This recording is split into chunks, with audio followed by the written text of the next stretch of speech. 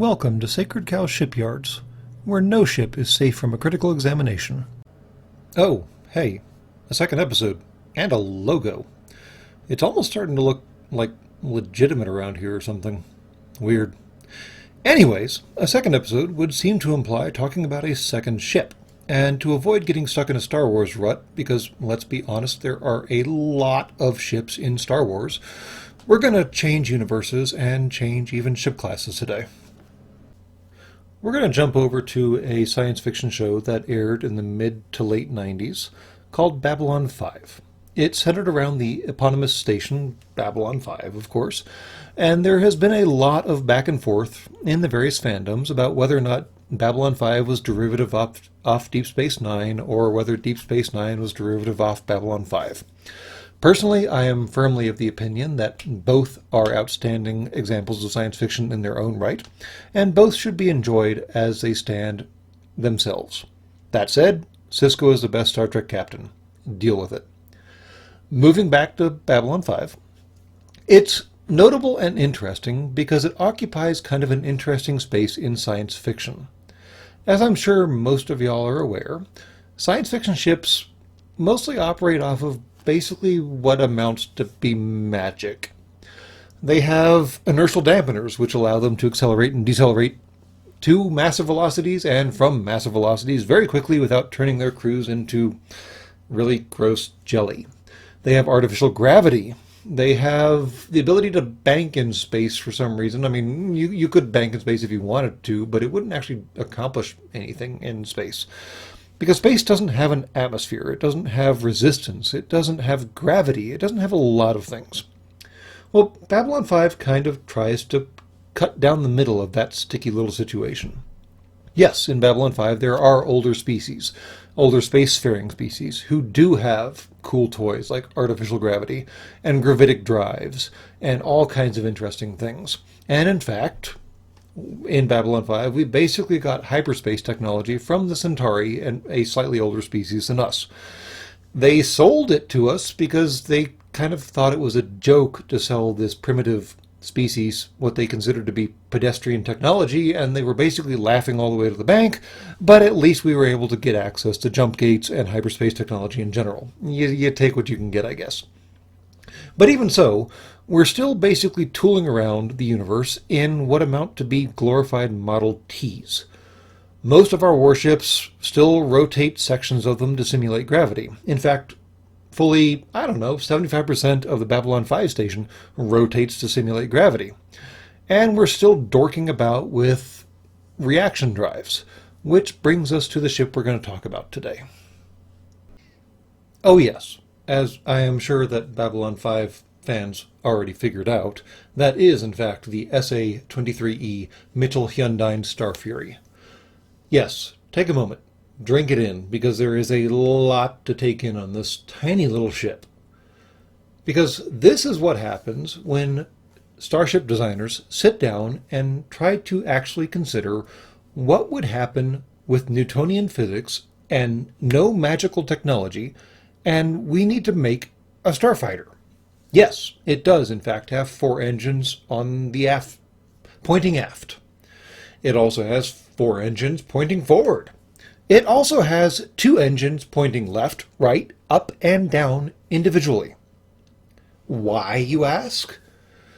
Because of reaction control systems.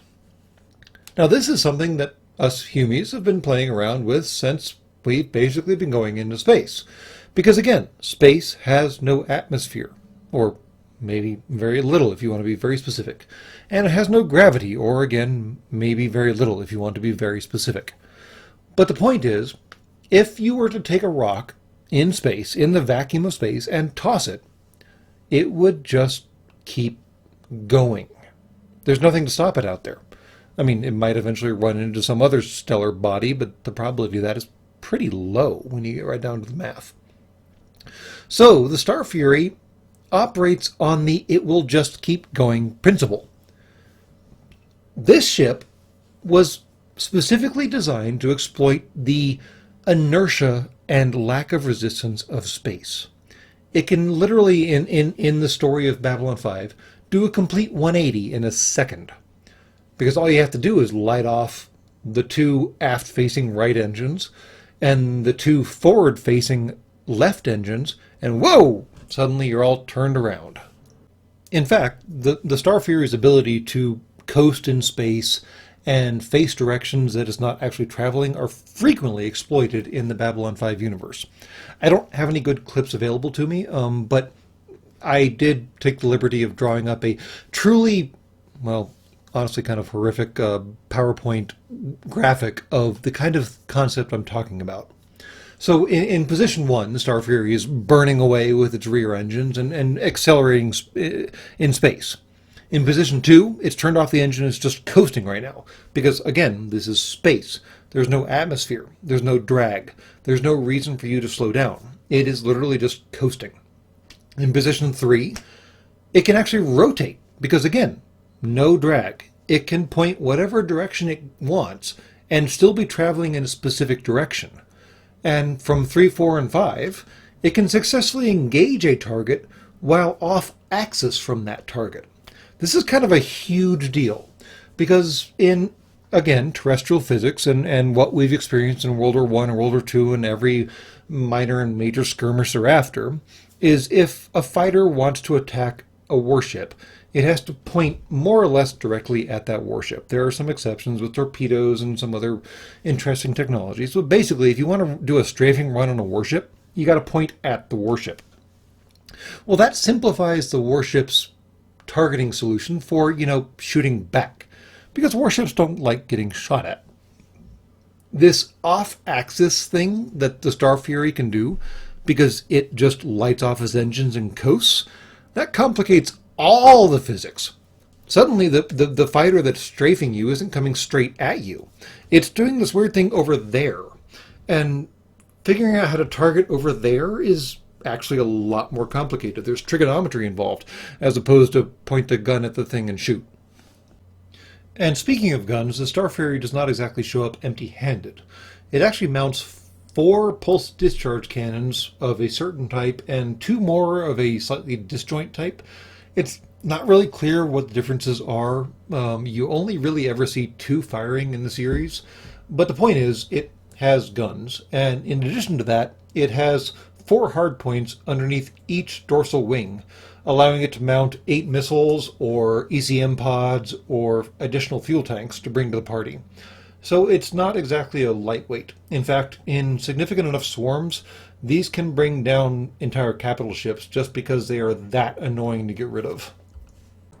Now, I would be entirely negligent if I didn't talk about how the Star Furies launched from the Babylon 5 station. Like I mentioned previously, the station core rotates to simulate gravity. That big cylindrical body, including the ball at the end, spins around its central hub and generates something slightly greater than 1G at the external layers and gets lower and lower the closer you get to the hub.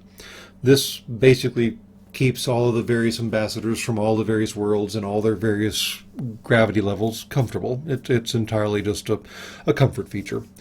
But it also allows for certain fun details.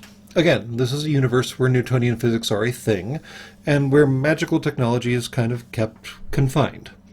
So, like any kid with a weight at the end of a string spinning it around their head, if they let it go, that weight goes flying off into the universe.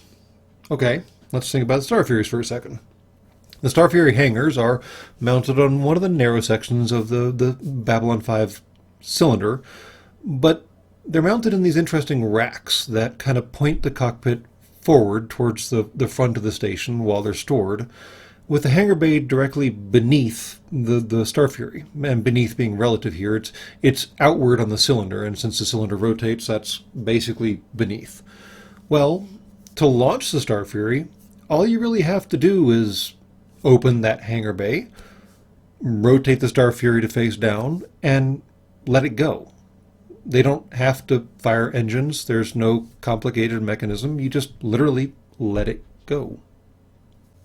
Now, one other cool feature of these starfighters is that, no, the Star Fury is not hyperspace capable by itself. It does not actually have a hyperspace drive. But Babylon 5 is kind of flexible about faster-than-light travel.